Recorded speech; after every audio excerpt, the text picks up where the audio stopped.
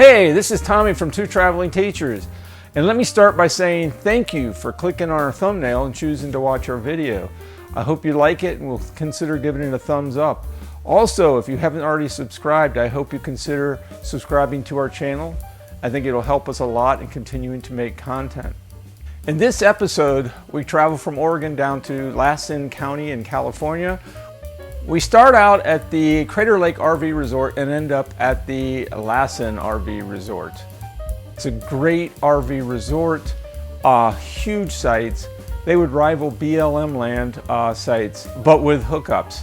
We did spend 2 nights here, and if you're interested in a review of this park, just check the description below. You'll see a link to the review that Gina made. We did spend 1 day in Lassen Volcanic National Park, so if you watch this episode, you'll get to see that. Also, we had an interesting departure because we intended to move south to Reno and then move eastward back home, and we were cut off by fires, and we unfortunately chose a bad route. So stay tuned for that at the end of the video, find out how we got out of that mess.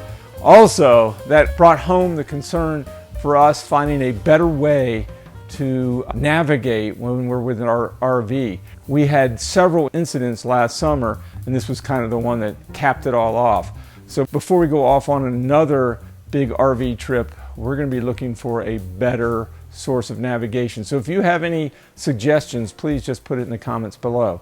I hope you like this video. Here's my birthday girl. This is what she does on her birthday. She hangs a hammock in the woods in her swimsuit. Gina says these are rated for 200 pounds. I'm kind of pushing that over. I'm a little over the weight limit. So we're gonna see if all of a sudden I just fall to the ground or I uproot a tree or something. Yeah, that looks good. I can't even see you. You're up in the, all I can see is your legs dangling out of there. This is some good footage. So what you do on your birthday, your 50, am I allowed to say how old you are? Yeah, I'm not ashamed. 54th birthday, and 103 camping degrees. Yep. It's almost time to go make a pizza. Yeah, she's gonna cook me a pizza for her birthday.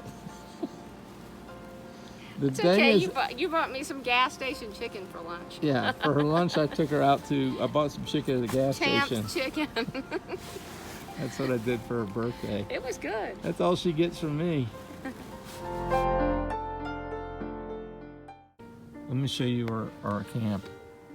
See all that? There's a Sasquatch. There was a bat that tried to get in my hair when I was back there trying to take a picture. That's awesome. Flapped around. I had everybody loves bats in the hair. Everybody loves it. It's a nice accessory. What is this soda pop in the foreground that's totally monopolizing the scenery? Soda pop. This soda pop is kiwi strawberry sparkling ice. And it goes good with rum. Rum. There you go. And pineapple, with a splash of pineapple juice. There you go.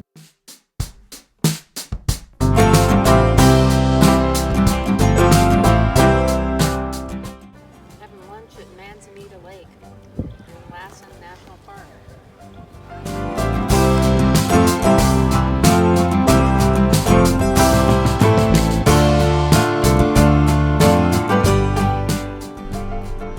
That's Lassen Peak.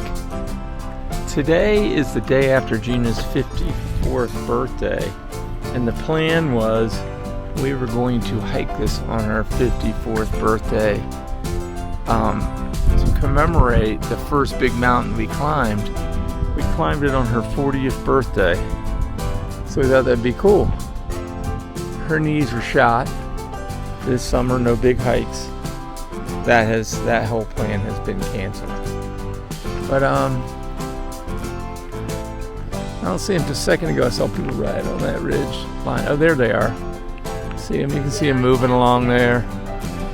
Way on up to the right of that outcropping. See them walking along? Now that's a false summit. You're not even close to the top there. We learned a lot on that hike about climbing mountains. Wouldn't you say? Yeah. What? Yes, I was yawning. I guess I'm just Oh, boring you. We're in Lassen Volcanic National Park, and we've chosen to do the Mills Creek Falls Trail. It's, I don't know, what is it supposed to be, about 4 miles? I think it's closer to, I think I saw 3.8 or something like that. Supposedly some waterfalls. Gina's doing it because we're led to believe it's not a lot of elevation gain. I think it's supposed to be more like sort of up and down instead of just a severe down and then up and vice versa.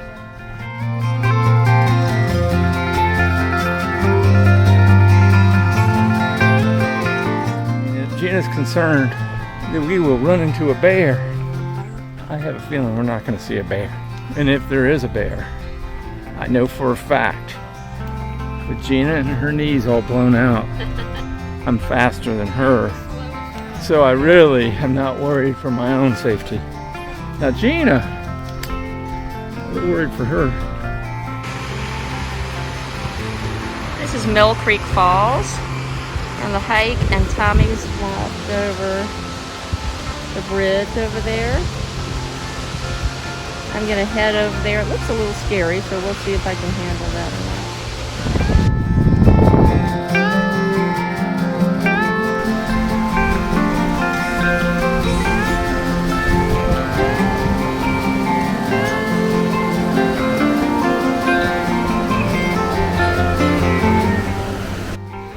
It's been one of the hotter hikes I've taken in a long time.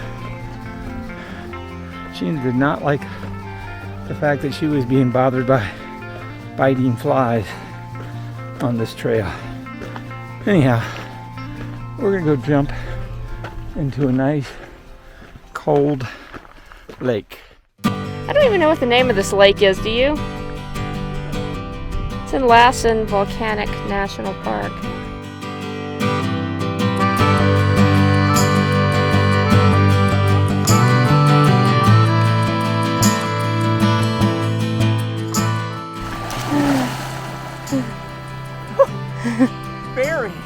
Very refreshing. Yeah. Does it feel good? Cold and deep.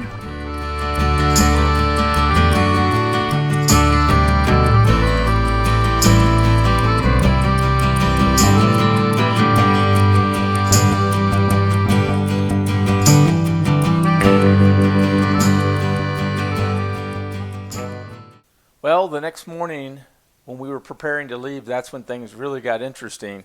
We had planned it to be a fairly simple, easy day. We were going to take Highway 395 down to Reno, catch I-80, head east to Winnemucca, where we'd spend the night.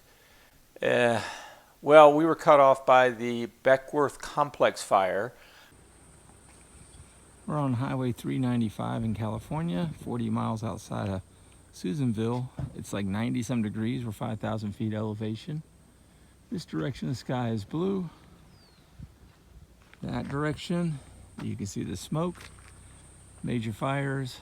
As a matter of fact, 395 is closed ahead of us. We're gonna have to do a reroute. This is the quietest I've ever seen Highway 395. We could take it a little ways south, but we couldn't get all the way to Reno. So we looked at alternate routes. One had us going quite a ways out of the way, back up through Oregon, and we would be dodging fires that direction as well.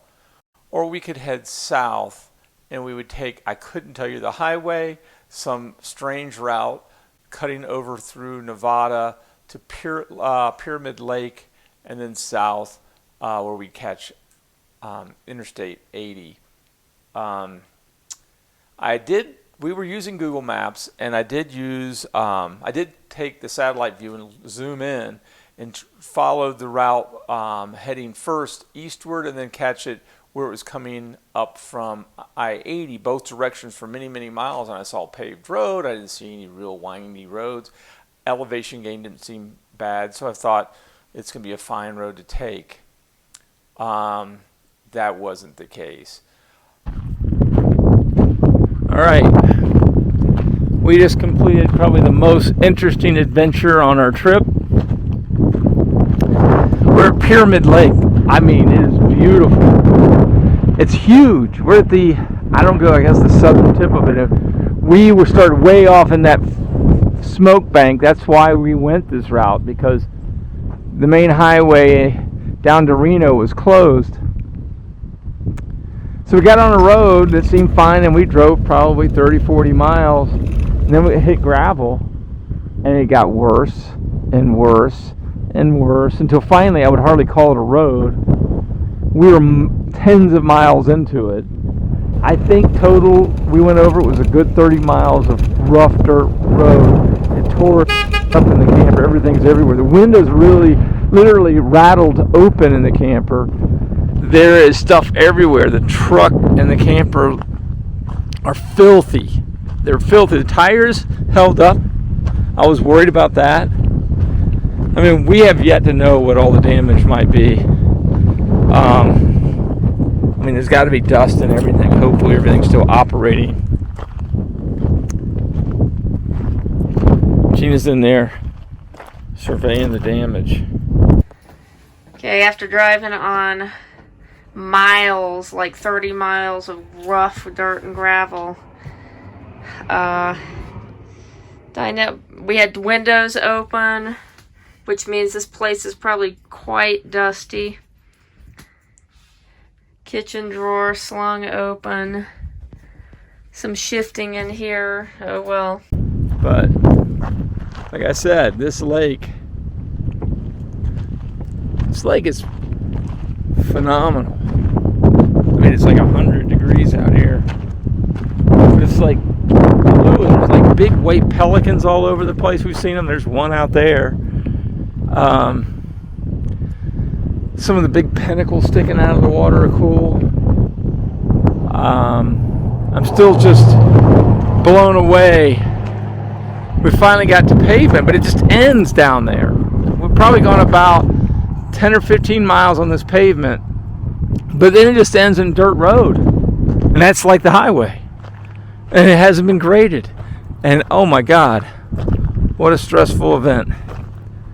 Hopefully we can get our camper clean, rinsed off or something, so we can touch it again, and the truck too. Well, after we were able to assess everything, it seemed like nothing was seriously damaged in the trailer or the truck. They were just really dirty, and we were really concerned about that.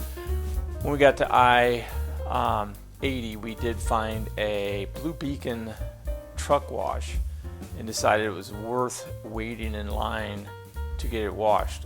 That was before we really knew how long that line was going to take, which ended up taking several hours, and we were exhausted, we were emotionally stressed out, and we couldn't wait to get to our location in Winnemucca, which was